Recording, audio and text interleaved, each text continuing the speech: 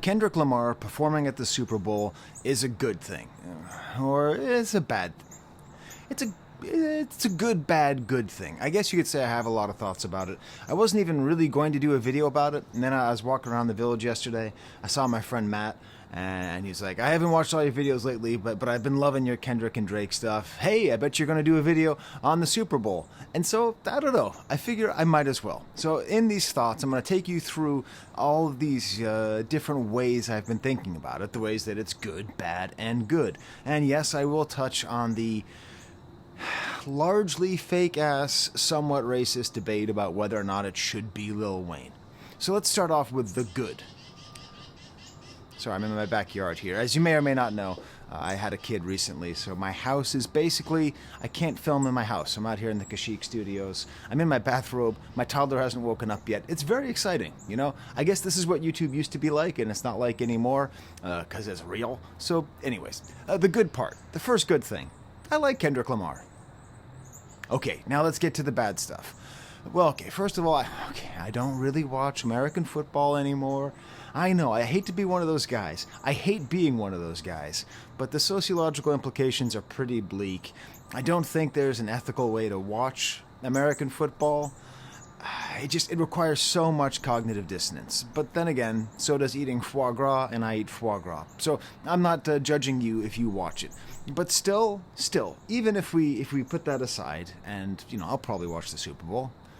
I do love watching it. See, most people who say they don't watch football anymore don't enjoy it. Like, I understand a nickel package, you know what I'm saying? I used to play John Madden football back when there was just a button that was get tough, and that was, I used to play John Madden football, and I would do fake punt every single play. That was back when you could do that. Anyway, so I enjoy the sport. I enjoy watching it, and I will probably end up watching it. But the main reason that it's bad is not that football's bad. Is that the halftime show sucks. That's the whole point. I am from an era when you say someone's playing the halftime show, you go, okay, cool. There's a washed up has-been. There is either just a bloated corpse of a soft rock star or some kind of well-groomed young go-getter. And it's just something I think we need to remember, that we treat it like this great, grand institution of quality and taste, when really it's just a glossy, toothless, made for undecided voters, corporate slop, tripe. To that point, I often think about the Simpsons joke, where they talk about, where Homer's driving to visit his father, and he listens to the radio, and they announce the halftime show. And I actually have the clip here for you. So this is the halftime clip. This is the way that the Super Bowl halftime show used to be considered, and the way that I still think it kind of is now. Get set for our fabulous halftime show, featuring the well-groomed young go-getters of Hooray for Everything. Oh, I love those kids. They've got such a great attitude. Ladies and gentlemen, Hooray for Everything invites you to join them in a salute to the greatest hemisphere on Earth, the Western Hemisphere, the dancingest hemisphere of all.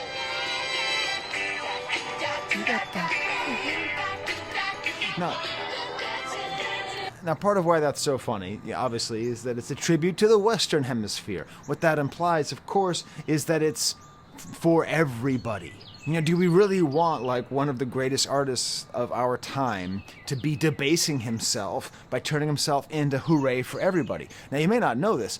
That whole joke is based on a specific halftime show from 1986. Again, I'm from Boston, Massachusetts, okay? And I'm going to tell you something which a lot of Bostonians don't like to admit. We are bandwagon football fans. We are true blue, hockey, basketball, baseball fans, but... Okay, I guess there are some real Patriots fans out there. I am not one of them. I liked the Patriots when they made the Super Bowl in 86 and 97, and then I liked it when we were winning, and now I don't care. And that's how most Bostonians are. We have to admit it. But the first time we made it to the Super Bowl was 1986.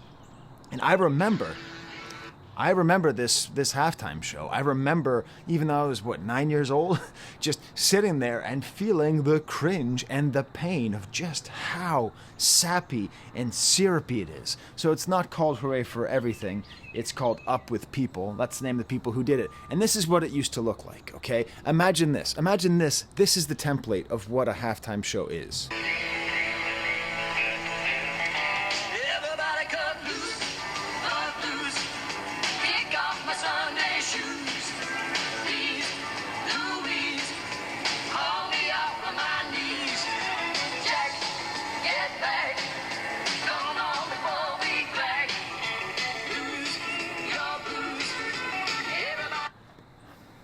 I worked with Kevin Bacon.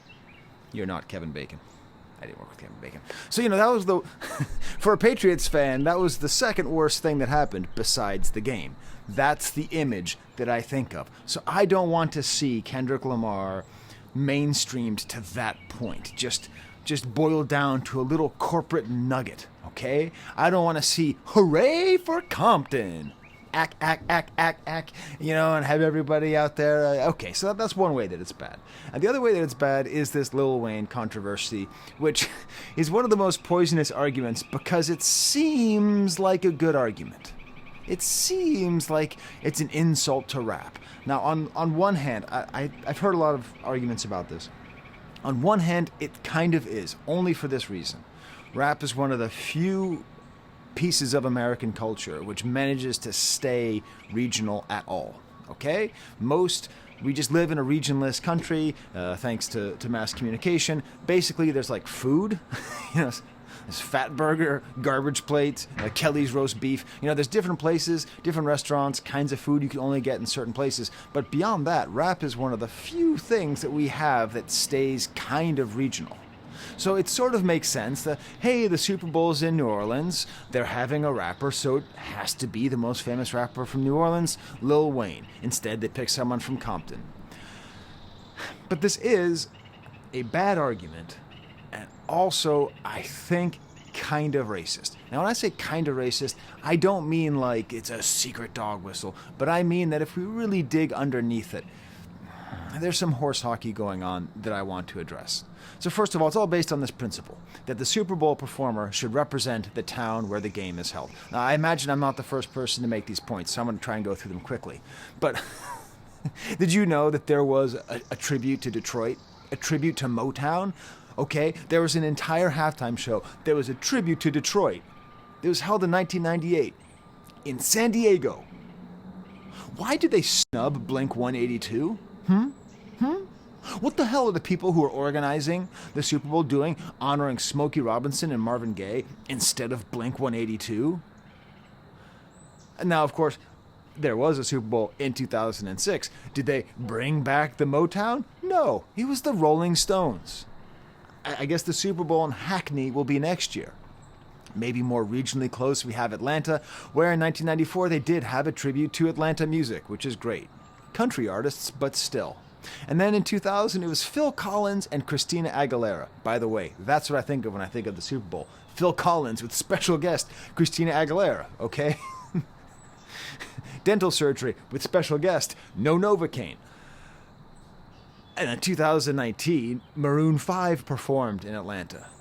Now, Maroon 5 are the opposite of regionality. Maroon 5 are... In 99, you have Miami. Miami is an interesting case because they usually try to bring in some kind of Latin flavor, a salsa and swing in 1999. 2020, they had Shakira and Jennifer Lopez, who aren't from there, but still. But then you have, 2021 in Tampa, and then we have The Weeknd. I forget which part of Canada Tampa Bay is in.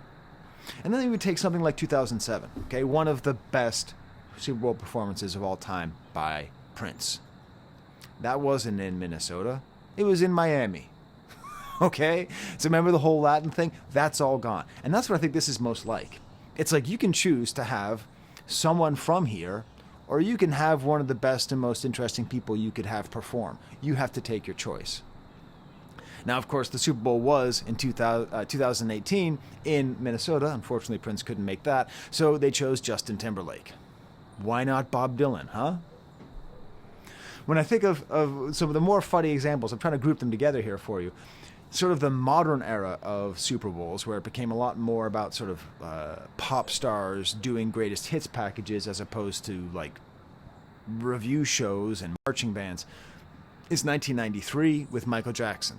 So he played in Pasadena, which makes sense because he is a California guy, but of course he's from Indiana, so maybe he should have performed at the Super Bowl in Indiana. Again, he wasn't available. That was 2012, and that was Madonna. And why didn't they get John Cougar Mellencamp? Why did they choose Madonna as opposed to John Cougar Mellencamp? An artist so irrelevant right now, my wife had never even heard of him, and she knows a lot about American culture. Like, check it out. There was, in 1995 in Miami, and I've never seen this. I don't know why I don't remember this. A tribute to Indiana Jones in Miami? Okay, but we're talking about New Orleans, okay? We're talking about Louisiana. And if we go through the history of the Super Bowl in Louisiana, there have been a lot of Super Bowls, and most of them have touched on the regional specificity of New Orleans. Most of them before the modern era. 1970, a tribute to Mardi Gras. 1972, a tribute to Louis Armstrong, who's from New Orleans. 1975, a tribute to Duke Ellington, who's not from New Orleans. I guess close enough. He's a jazz guy. 1978, From Paris to America. 1981, Mardi Gras again. 1986, Up with People. Loose, Footloose, that thing that we just saw, that was in New Orleans. And then 1990, we have our final regional specific one to New Orleans with a salute to New Orleans and Charlie Brown. Salute to New Orleans and Charlie Brown, which makes sense because the creator of Peanuts, and a lot of people don't know this. A lot of people don't make this connection between like Charlie Brown and New Orleans, but the creator of Charlie Brown and Peanuts, he's from Minnesota. So there is no connection. Corporate slop.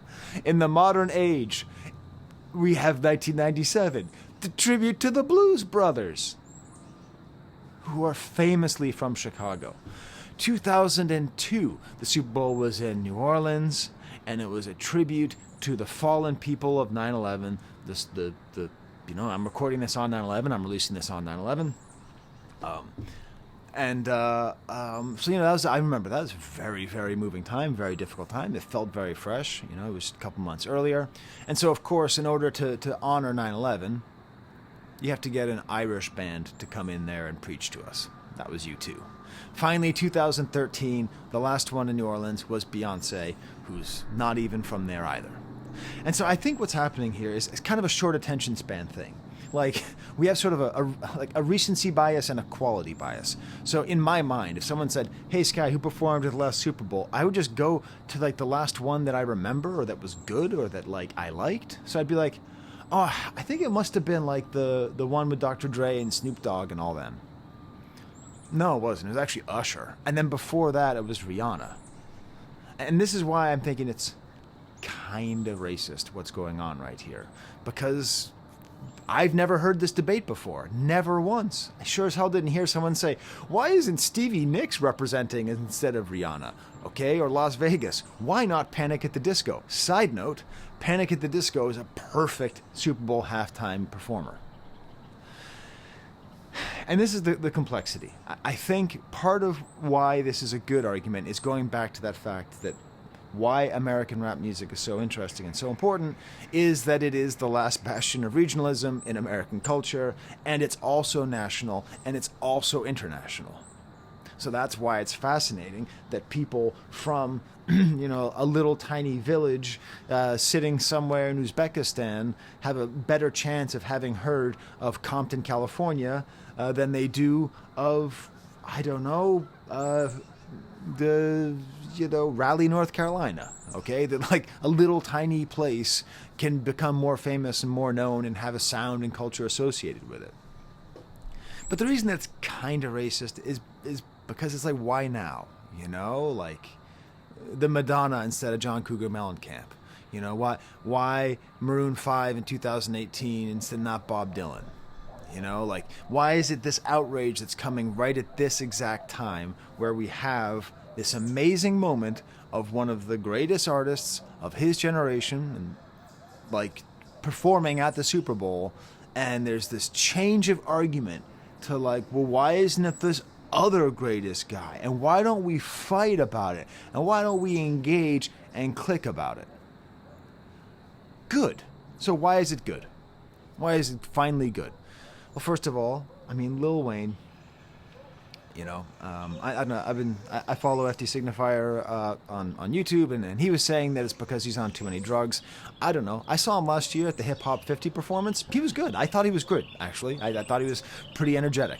Not as good as he was when I saw him at the Fleet Center in Boston in 2000 with the rest of the hot boys. But also, like, you know, I get it. It would be kind of fun to see Manny Fresh. You know, he should be up there. The hot boys, No Limit, and Juvenile. Why not Big Fredia? Why not the Meters? Why not Harry Connick Jr.? He's from New Orleans. But ultimately, I think it's pretty clear. It's just that Lil Wayne just isn't quite the big enough star. And that's why I really want to end on this positive note about having Kendrick perform. It could be that the halftime show is in process of becoming actually good. Remember what I said earlier? What you associate with people who are performing are washed-up has-beens putting out their greatest hits packages, because that's what you have to have. You have to have 12 to 15 minutes of greatest hits, where the undecided voters sitting at home go, oh, I know this song. Oh, I know that song. Oh, that was this guy? Oh, good. Tied in with that is like the idea of greatest hits themselves. That's the reason that it bothers me, or that it scares me, is that greatest hits packages are released by bands who don't have much to say. Very rarely does a band release a greatest hits album and then continue being as relevant as they were when they were making those greatest hits.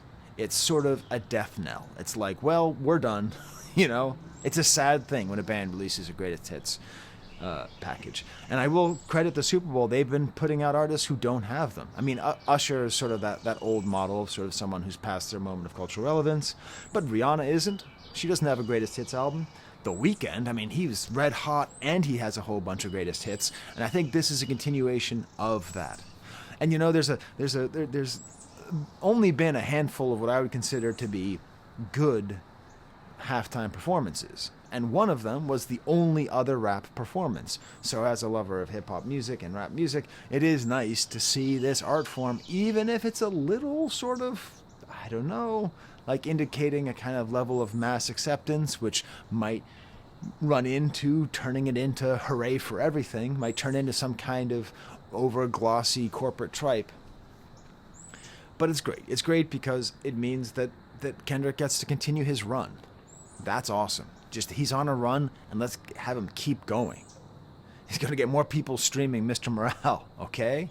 It might continue the beef, which is also fun and interesting, because the beef itself is, to a certain extent, not just about two people beefing, but also about the rap music itself, and about African American culture and its appropriation by other people, and about it's a politically conscious beef. We're going to have a politically conscious rapper at the Super Bowl. We're going to have a politically, okay? When's the last time anyone did anything that's truly political conscious during a halftime at the Super Bowl?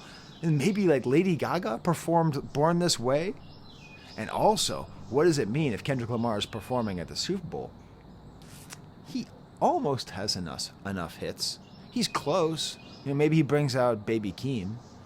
You know, maybe he brings out a couple other people. But he needs one more hit. Kendrick needs a hit that's hot in February, which means he's going to have to release another hit.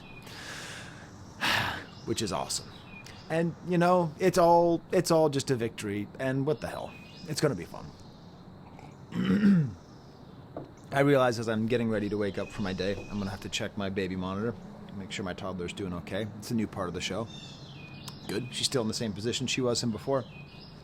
I realize I don't really have a closing to this, except to say I think it is great to have an artistically vital artist on the biggest stage.